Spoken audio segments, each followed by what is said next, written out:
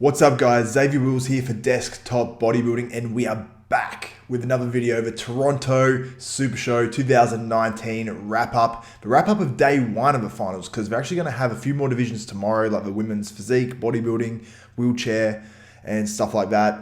But we've got most of the divisions here that we're going to wrap up, and we're going to focus mainly on the bodybuilding and 212, but we're going to touch on the figure and bikini and stuff like that. So let's launch straight into this thing, because we'll go into the open men. Ian Valliere gets beaten out here. Ian Valliere was my pre-show pick to win. He gets beaten out here by John De La Rosa, and a damn impressive John De La Rosa. And John's got better from show to show, but we're going to go through some of the other competitors first, and then we'll get back to it. And sorry if I'm looking down, it's just I'm looking at these guys and where they placed. So in ninth position, we'll go from ninth position. We have Eddie Brecamontes. And Eddie would be disappointed with this. I predicted him top 5. And to be honest with you, he didn't look that bad. It was just the fact that there was a few other guys in there that looked better, I guess. So, I mean, he's a guy that could have placed higher, but perhaps wasn't quite as crisp as some other shows. But to me, honestly, he looked about the same condition. It's just probably there's a few guys that were just sort of guys that probably just edged him out. And I know there's 2 ties in this show as well by the scorecards. So a decent Eddie Brecamontes, considering he didn't place top, didn't place top 5 and placed 9th. In 8th, we had Matt Kuba. And Matt Kuba is a dude that just has a really small waist and looked damn impressive. So credit to him, and he's in great condition too. So he's a guy that, potentially with a little bit more muscle and in a few places, he can place higher and do better at these shows, because he's got the condition down pat. He's got a small waist. So congrats to Matt Kuba. 7th, Robin Strand. I actually saw a photo of him from New York, and I thought, he won't really be a factor. He looked pretty damn good. He was in great condition. It looked like his condition got better from New York, but that was pretty crappy lighting. But you could even make a case for him being even slightly higher, but I think they got it about right here. And actually, to be honest, I liked a lot of the judging here. I think it was pretty spot on in terms of the bodybuilding, the men's anyway. In 6th position, James Hollingshead, who came into this show, and he's kind of gone backwards a little bit in placings after that 3rd in the big man weekend, but it was definitely an improved James Hollingshead over what we saw in New York. But it's still, I don't think he's very best, but it was definitely improved. So credit to James on coming back a little bit better here. I think that he just needs probably just that little bit more time. His biceps, in front of a bicep, don't look spot on here. I don't know what it is. They just look maybe just a little bit soft at the top. So hopefully they can sort of come in a bit harder and hard like his legs. But overall, just an impressive contest season for James Hollingshead, and I think he's going to be pretty happy. And I don't know if he's going to back it up with the British Grand Prix, but he wouldn't have collected any points here, unfortunately, for James. But damn impressive contest season so far. Now, 5th place finisher, this dude, I love his physique. He has such a small waist, round as hell muscle bellies. The only thing that held him back from placing higher in the show is, frankly, more muscle. But he has the most imposing frame where you can add more muscle to it, and he's just going to get better and better and better.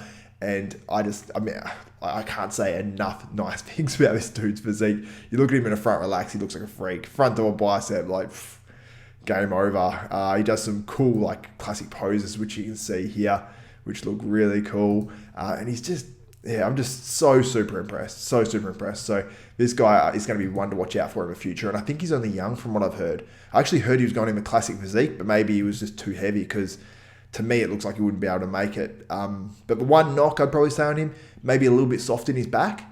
If he can crispen up, if he was harder in the back, he could have been a couple spots higher even, possibly. Maybe he could have been up in that, or maybe just one spot higher in that 4th position, which we are going to discuss right now, because we had Joe Seaman. Yep, Joe Seaman.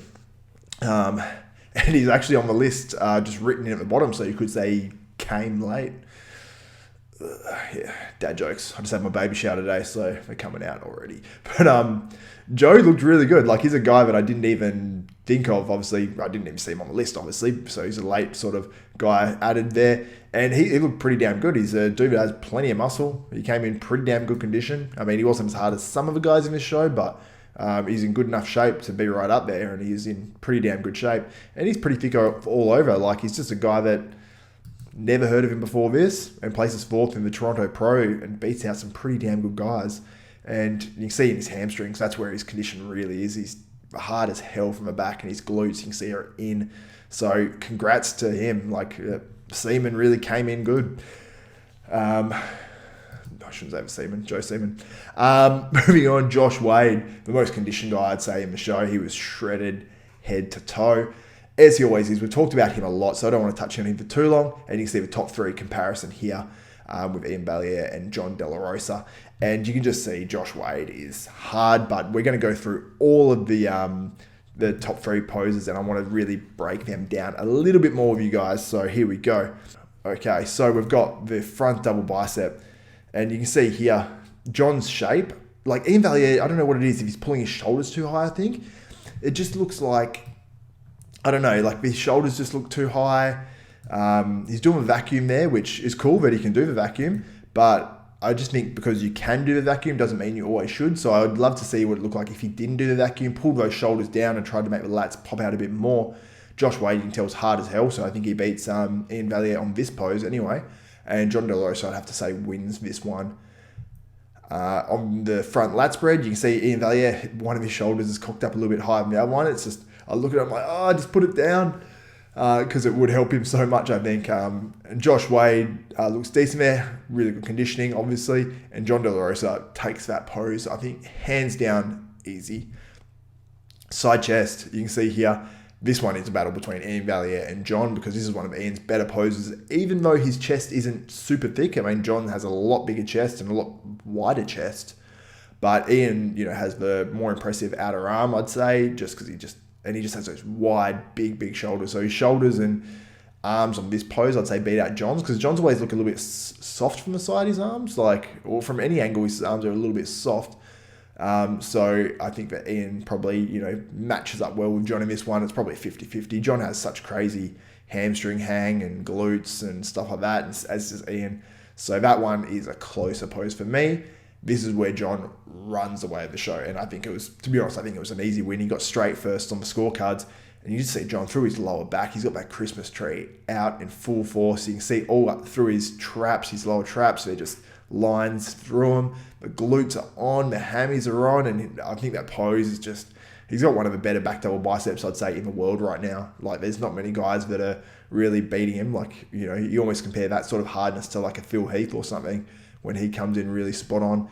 And you can see here, Ian Valliere, he is just pulling his elbows back. I mentioned this in the pre-show. He pulls his elbows back too far on that back double bicep. And especially in this pose, he pulls it out a little bit. You can see the second back double bicep here, but I still think he pulls it back too far, considering his back probably needs a little bit more width on that back double bicep. But you'd have to say probably, and Josh Wade's probably pulling his in a little bit too much as well, or it could be too tight. I'm not too sure. Now the rear lat spread, Ian looks a little bit better on the rear lat spread, but still a runaway for John De La Rosa on the rear lat spread, in my opinion. You can just see beautiful shape. His lats are wider. Maybe not, if you actually measure it, too much wider across, but for his frame, much wider. And Josh Wade is probably one pose where he doesn't look as crisp through the back, but his glutes and hammies are on. Side tricep. This one, I really like Ian Valliere. I think he probably wins this pose or goes very close at the very least. But he just looks so imposing. Just the way he turns his shoulders to the front looks really good. You see John is very much just the side, just that one tricep. Ian pulls his shoulder around, and that's exactly when I compete in classic bodybuilding. That's exactly how I hit my side tricep, and I think it just looks mint on him. Josh Wade, you can see he's probably just not matching up in that pose with really either of these dudes. Then the ab shots. Josh Wade's obviously downfall here, and you'd have to say John De La Rosa wins it. I didn't get a photo. There wasn't a photo with all of them hitting the normal traditional ab pose all at the same time. You can see Ian Valliere probably doesn't have the thickest abs, and they just sort of, at least he has a tight midsection, which is fine. He has good conditioning there, but John has those thicker abs that I think just look more granite, more hard. So it'd be interesting to know if actually Ian trains abs directly or if he just gets the indirect work from heavy lifting. I'd love to know that. And then the hands together, most muscular here. I still think John wins this. It looks really damn good. You can see the conditioning on Josh Wade looks pretty crazy. And you just see Ian Valliere, that chest looks a little bit small on that pose, and he really gets overpowered by his arms and his big delts and his traps even. and his legs are probably not. Maybe one more, yep. And this is like John De La Rosa's signature, most muscular now, and I think it just looks really cool. And I love that John has his own like real signature pose because I think that just looks boss. Like, I think he just knows he's in the middle, and he's just loving it. So massive congrats to John De La Rosa winning this show, and winning this show hands down, in my opinion. Although Ian still did look damn good. You can't really deny that, dude. Anyway, let's move on. Let's talk about the 212s, because the 212s were damn impressive at this show. And we will start. Let's get to the first call out. And let's get to the final call out on this one. And you've got some damn good guys in here as well. So we're going to start with fifth. You got Steve Benton, who finished fifth on the far right there. And he looks pretty damn good. Pretty damn good. And also, I just want to mention as well, you've got sixth place finisher Brett Wilkin, who I probably would have had in fifth, to be honest. I think he was just harder. When you turn to the back, you can really see the difference between him and Steve Benton. You can see it here. He just has crazy shredded glutes. Like, that is ridiculous. And you look at Steve, and it's just nowhere near to that level, in my opinion. But these two were really close. In fourth position, Moba Edwards, who I predicted, actually, I'm not sure if I predicted him fourth or where I predicted him exactly. I'll put it on the screen right now, my predictions. But he's second on the left, and he just came in looking really damn big, like really big in this show. And you just like can't deny a dude that looks that granite, and his quads still are probably not his strongest point, but if anything, they probably looked almost about the same as they previously did. But his upper body was granite hard, and he probably looked bigger than he used to. So congrats to Moba. Mboa, actually. I think it is Mboa Edwards. So sorry, I was calling you Moba. Prince Boabang, who I actually talked about pre-show, how impressive he looked. And we'll go back through this last comparison. We'll go back to the start. Because he looked damn good. He's got that round muscle bellies. And you can see him here. He's making his way to second on the right. And he is round. This dude is just so round. When he comes up into his poses, you can just see the taper he's got and just the round muscle bellies. You can just see there, just full round biceps, and just so impressed by that. So impressed. So congrats to him in third place, and I predicted him up there, so I'm pretty happy with myself. Mahmoud Al-Darar. He's the one third in the middle on the left, and he looked really impressive here. He improved a lot since New York. Because he competed in New York and got about 6th or 7th in the 212, comes in second here, and he's got to be happy that he moved up. He would have obviously loved a qualification for the Olympia. I'm not sure if you win a show if you qualify for the Olympia in the 212s. I know you do in the Open. It might be a points thing, but you can see he looks damn impressive. His legs obviously still need to come up a tiny bit, but overall he's improved, and I thought he looked sensational here. And you can see on the back double bicep, on back lat spread, he's probably winning that. And then the last man, Adolphus Quadoa, or Cuda, probably Adolphus Cuda. We'll go with that. He's like almost like a early stage Kai Green, but shorter sort of. He's got sort of, or even like a Kevin English or something. He's some cross between these two dudes. And the one thing I'll say is, you see just if you just rewind a little bit on that ab pose, he has a bit of gyno, which I would have given to Darar on this one just because of that. But he looks damn good, and he was damn hard, so congrats to him as well. Now, these last few divisions, I'm just going to run through pretty quickly, just give a quick opinion. In the fitness, we had Jodie Bohm, who she's got an awesome physique. Like, I think she's got a crazy good physique, like almost like probably a figure level physique, and she's in fitness, so congrats to her for doing that. And I imagine she had a good routine, because that's 70% of the score, but I just want to give a shout out to her. In the figure, we had Taryn Garlington taking this one out, and you can see she's got a really nice balanced physique. Not overly big or anything like that, but she's got some really nice cut quads there, and from the back, very balanced. No sort of gap between her legs there at the top, and I think that looks really good. And you can see the quads poking out there from the side, and back is pretty balanced. Maybe use even a tiny bit more back if anything, but very nice physique on her. And the girl who came in second, when I looked at the first photo, her name is Anna Banks. She looks just so damn good with that hands on hips. I was like, ooh, maybe she could have won.